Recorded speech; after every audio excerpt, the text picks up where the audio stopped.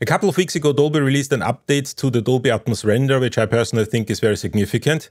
What they did is they implemented head tracking natively within the renderer. Now, if you're not familiar with the concept of head tracking, that is the idea that the system keeps track of your head position so that the Dolby Atmos Renderer can render the audio binaurally in a way that is consistent with the position of your head in a room environment. So you no longer have to have a full Dolby Atmos studio environment with all the speakers around you. What you can actually do is you can use headphones with a head tracking device, and then you get the same impression or almost the same impression as if you would be in a real Dolby Atmos studio. Now, this is significant because it allows people who do not have access to a full Dolby Atmos studio to work with Dolby Atmos. All you really need is a pair of headphones and a head tracking device. So in today's video, I'm going to show you how that works with the Dolby Atmos Renderer, and I'm going to show you 3 different approaches to head tracking. 2 of them with head tracking devices. So we're going to use the Supperware head tracker. That's the one that Dolby recommends.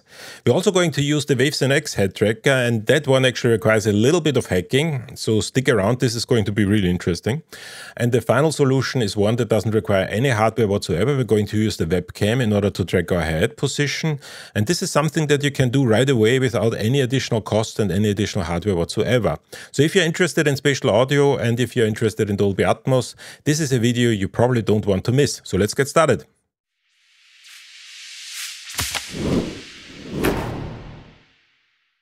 But first of all, hello everybody. In case you're new here, my name is Michael Wagner. I'm a digital media educator with more than 30 years of experience in higher education. And on this channel, I talk about digital media, game design, and spatial audio. Today about head tracking in the Dolby Atmos Renderer. If any of those topics interest you, I invite you to subscribe or join our Discord community. That link is in the description below, or there's also a QR code here somewhere. And with that being said, let's get into some head tracking. I'm going to work with Ableton today, and I'm not going to spend too much time explaining how to set up a Dolby Atmos project in Ableton. I already did a video about that once. I'm going to leave a link in the description below. I'm also planning on doing another video where I give you a little bit more of a detailed understanding about how to mix in Dolby Atmos. This is something that I've planned for the next 1 or 2 weeks, where I'm going to use an existing project in Ableton. I'm going to convert that into a Dolby Atmos project.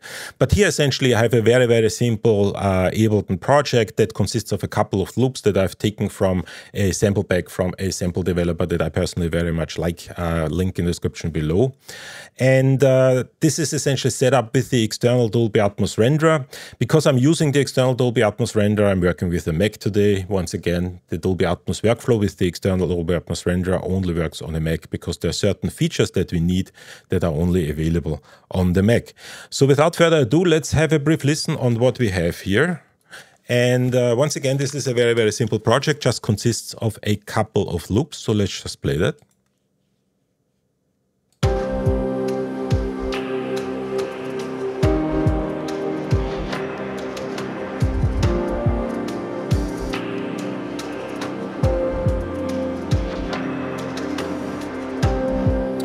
And essentially what we have here is we have a couple of layers. So let's just play those layers individually. So there is a sort of a pad layer here, and I've positioned that in the front to the left and right. Then I have another pad layer which is a little bit darker, and that is something that I've positioned at essentially at the back. Then we have a drum loop that I positioned up slightly behind the listener. Then we have a second drum loop that is more to the left and right. And then we have the sort of lead synth here, and that is something that is positioned here in the front.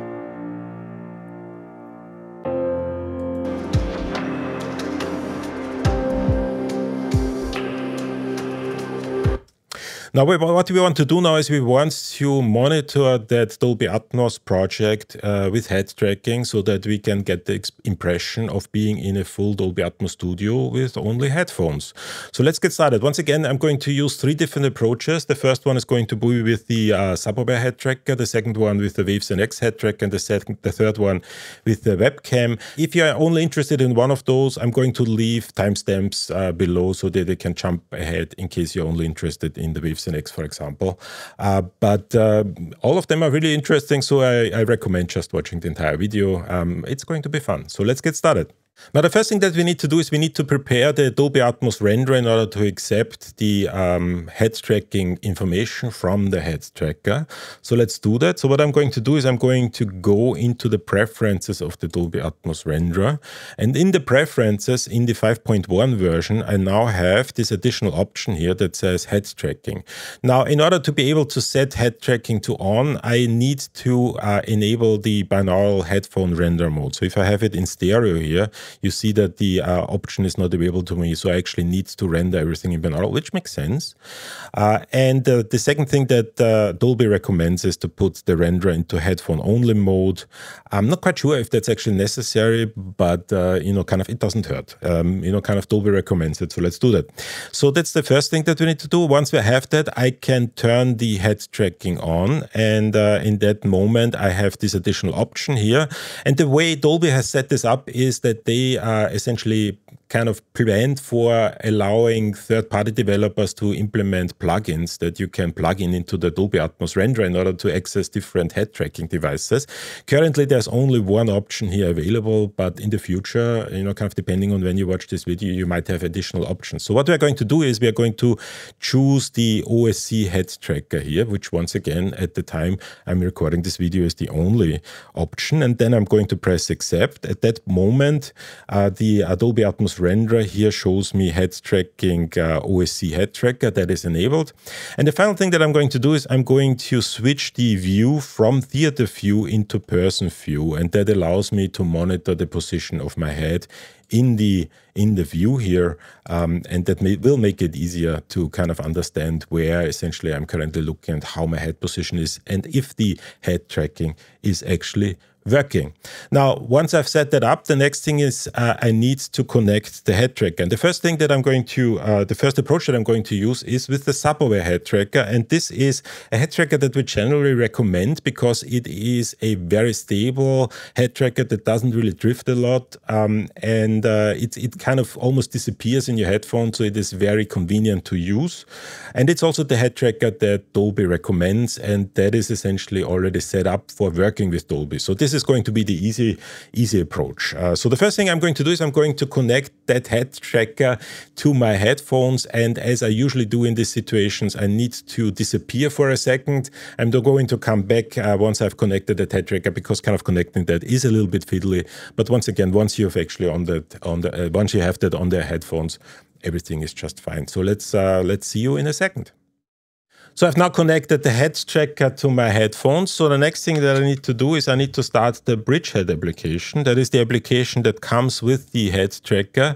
And it is essentially responsible for converting the information that comes out of the head tracker into something that the computer can understand. It's going to convert that into OSC messages. And the final thing is I need to connect the head tracker to my computer. So there's essentially so let's put that in. And once I've done that, the Bridgehead application will essentially show that the head tracking is active. Let's just get these cables out of the way. And a couple of things really. We need to first make sure that the head tracker settings are correct. So we need to make sure that the cable is on is wherever I have it. So essentially I have it on the left, so that is fine. I can also calibrate, but it's not really necessary. If I double click on the head, it's going to recalibrate. That is fine. And then the next thing I need to do is I need to make sure that the bridge settings are set up to work with the Dolby Atmos Renderer.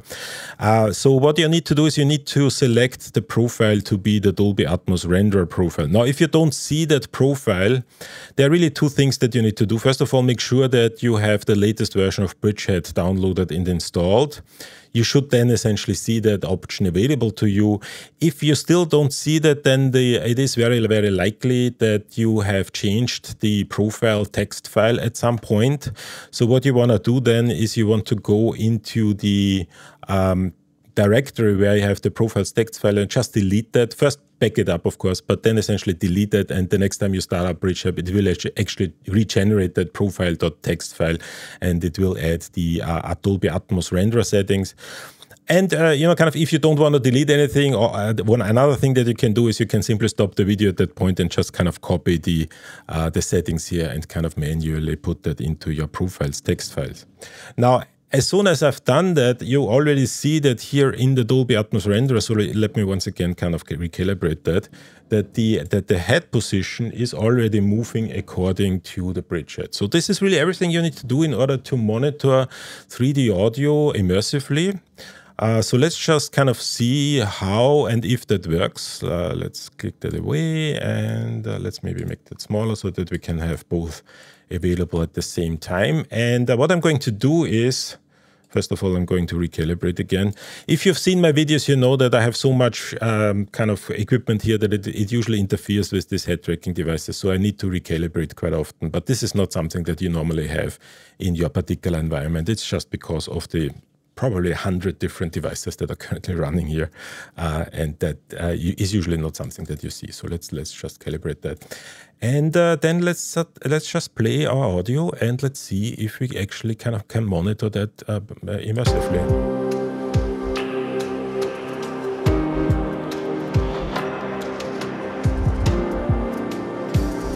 Now, once again, I'm actually feeding the audio that I'm hearing into your feed, so you're hearing it exactly the same way that I'm hearing it. So if I'm moving my head position, what you're going to hear is a panning that is going. So let's just kind of maybe select one of them, maybe the front top speakers. So these are essentially kind of in the front. So if I'm moving to the side, I hear them here.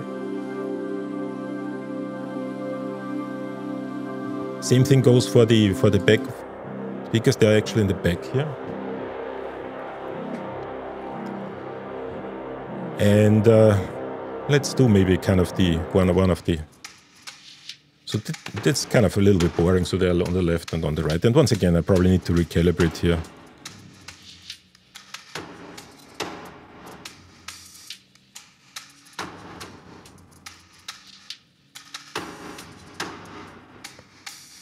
And maybe the synth, which is in the front.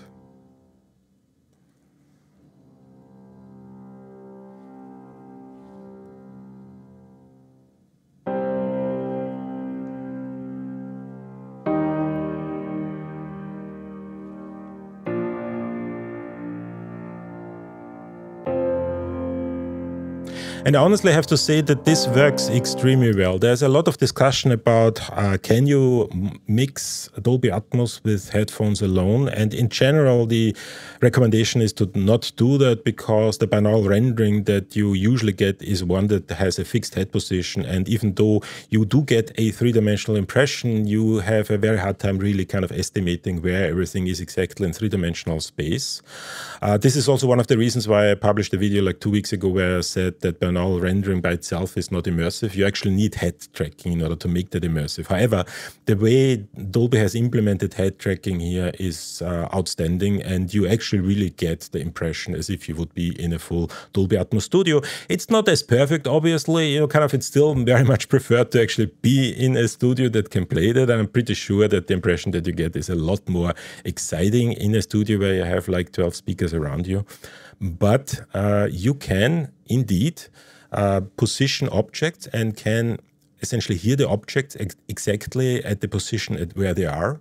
And even though it is a little bit of a workaround, it does allow you to actually mix Dolby Atmos with headphones only. And this is quite significant. This is essentially something that allows you not only kind of to work with Dolby Atmos as a bedroom producer who might not have the space or the money to kind of set up a full Dolby Atmos system, but it also allows you to do that on the road, for example, with a laptop, a head tracker and headphones. And that's really everything that you need.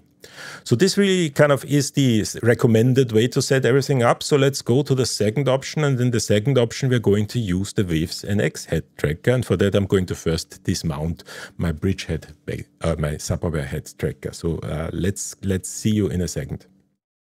So I've now replaced the Supperware head tracker with the Waves NX head tracker. Now this is a Bluetooth head tracker that is very popular. It is essentially meant to be used with the Waves NX system, so with Waves NX plugins and the standalone applications. However, there is an application that you can download for free, which is called NX OSC, that is able to read the tracking information out of the Waves NX head tracker and convert it into OSC messages, which can then be forwarded to any digital audio workstation or any application that you like. In order to make that work, the first thing is we need to essentially kind of start up the FacePoseHeadTracker and then essentially start up the NX OSC application. And what we would have to do is we have to connect, and then we see that and we can choose the device, and that essentially then allows us to receive the tracking information that is then sent out with these OSC messages here. There's only one problem, and that ended up being quite a bit of a challenge, and that is because the information that is sent out is not the information that the Dolby Atmos Renderer expects. So what we need to do is we need to, in order to make this work, we need to actually take the yaw, pitch and roll information, that's the second one here, and we need to rewrite those OSC messages into OSC messages that the renderer can understand. Now, this in general isn't really that difficult to do, and I'm going to show you in a second how to do that. There's only one issue, and that issue is that NX OSC is sending out these messages on port 8000, and the Dolby Atmos Renderer is also expecting them at port 8000. And the problem is that in order to be able to actually translate the OSC messages, we would have to actually receive them at a different port as we're sending them out. And this is an issue because NX OSC as well as the Dolby Atmos Renderer have that port hard-coded into the system. So we can't really change that here. And that essentially means for, in general, it isn't really possible to translate those messages because you essentially can only use the port once. And it would not be possible to kind of take in the messages at port 8000, translate them, and then send them out at port 8000 again. The system would essentially not allow you to do that. So what we need to do is we need to change that port. And what I decided to do is I decided to go into the binary itself. And I was actually able to modify or hack the binary in such a way that it is no longer sending out at 8000. It's now sending out at 8001. And this is sort of a second application that I have here, and I called it NX OSC, where are we? NX OSC 8001, and that essentially kind of sends it out at 8001. Now, I'm going to make that modification available on my Discord server, so if you want to download that, just kind of go to our Discord server, and there is a forum that is called Supplementary Material. I'm going to post a link here in the video somewhere, and there you will find a download that contains the modified version of NX OSC that sends out at port 8001, and I'm also going to give you all the files that you need in order to make that work. But what is essentially happening now is that this application now is sending out at port 8001, and that means that we can now use a translation tool in order to translate the messages from what NX OSC is sending out into what the Dolby Atmos Renderer expects. And this translation tool is something that I already used in the past quite a bit, and that is called OSCBot. So here we are, OSCBot. And essentially this OSCBot takes in the messages and converts them. So let me just show you the OSCBot script that I'm using. And once again, you can download that from our Discord server at exactly the same location where you can download the modified NX OSC application. So let's have a look at that. And it's actually fairly straightforward. Once again, we have an input that is 8001, and then we're sending it out at 8000. That is sort of what the Dolby Atmos Renderer expects. And then essentially all we really need to do is we need to take in the NX OSC XYZ message and essentially kind of take out the pitch, yaw, and roll information and then send it out with text YPR. So that is essentially what the Dolby Atmos Renderer expects, yaw, pitch, and roll. And then we need to just modify yaw, pitch, and roll a little bit because they are kind of, the messages or kind of the measurements are kind of inverted for yaw and roll. And once we have done that, the OSCBot script will now take in the messages that are coming in from the modified NX OSC application, and it's going to convert the messages into messages that the Dolby Atmos Renderer can understand.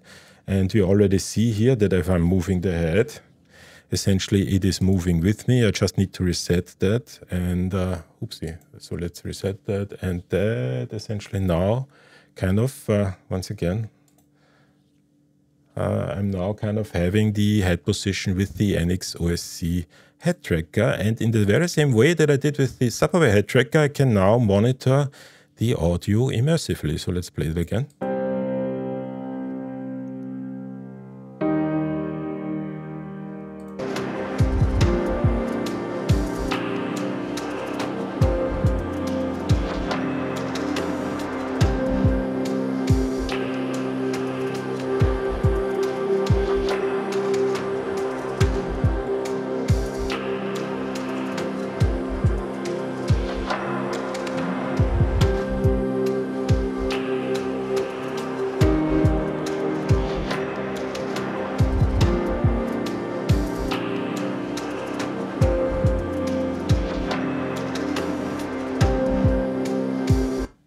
And that works equally well. So if you have the FacePoseHeadTracker head tracker laying around somewhere because at one point you wanted to play around with spatial audio and you found that to be an interesting device, which I know many people have, you can use that with the Dolby Atmos Renderer as of today. Now, sometime in the future, they might actually have an additional plugin for the Dolby Atmos Renderer where you simply select that plugin. So if you're watching that video sometime in the distant future and you have that capability natively implemented in the Dolby Atmos Renderer, just use that.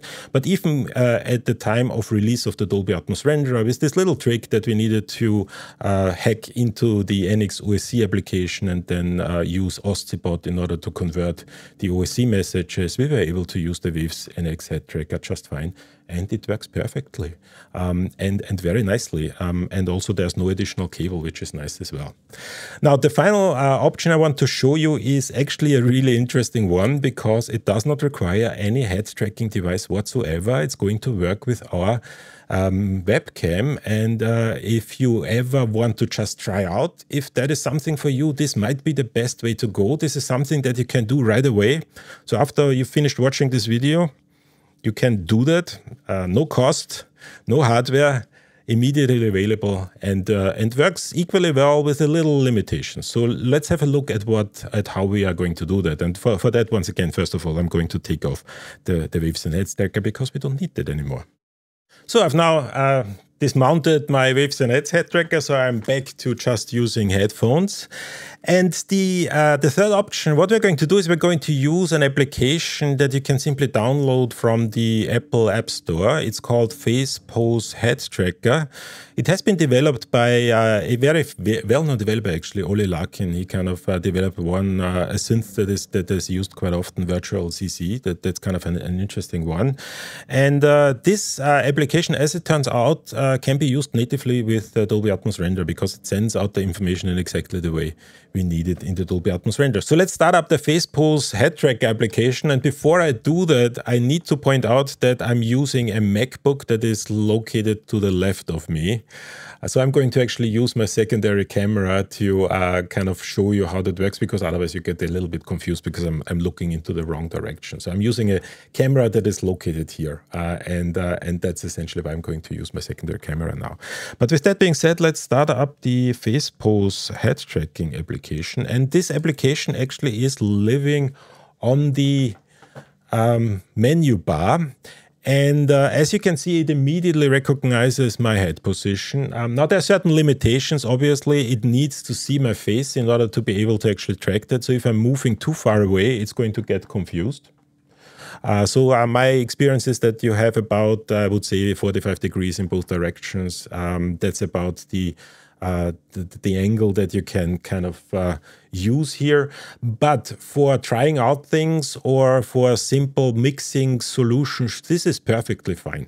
Now, the nice thing is that if we change the OSC message format from IEM here to Sparta, it actually already follows the conventions, the naming conventions that the Dolby Atmos Renderer expects. So that's already happening. We also have the destination port set to 8000. So if I'm now opening up the renderer, I can already see that it's moving. The only thing that is happening here is that the yaw, so the information if I'm moving my head from left to right, is inverted. But fortunately, the FacePose head tracking application allows me to invert that. So what I need to do is I need to click on invert here. And as soon as I do that, I see in the Dolby Atmos Renderer that the head position is moving consistent with the way I'm moving my head. And that's really everything I need to do. And with that, let's play our audio again. And let's see how that works.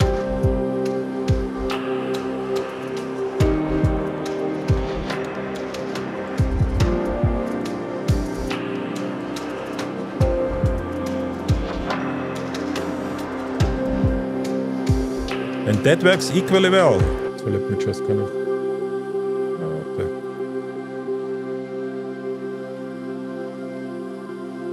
So this is an excellent solution if you just want to figure out if this head tracking thing is something for you. No costs, no hardware. Just go to the App Store, download the application and play around with it. And it works just fine. Once again, there are certain limitations, so I cannot move completely around. Then it essentially gets confused. But on the upside, you never need to recalibrate your head tracker because it uses your face, and that sort of calibrates automatically by just looking at your face and where your eyes are. So this in some ways is actually a lot more convenient, but once again, you have these limitations in terms of where you can move your head and how far you can move your head. But for most mixing applications, that is actually perfectly fine. So as long as you're not doing really something fancy behind you, you're perfectly okay with this solution. So as you can see, this is actually very convenient and easy to do. So there's actually no reason not to do that. And it allows you to monitor Dolby Atmos completely immersively. So not only binaural in a traditional sense, but also binaural in a completely immersive sense. And that is actually quite significant because, once again, you don't need a full Dolby Atmos studio anymore in order to get into Dolby Atmos. And this is really cool. Now, this is really everything I wanted to say today. Thanks again for watching. If you have any questions or comments, please use the comment section below or join our Discord community. Once again, invite link is in the description below. And with that being said, see you at the next video.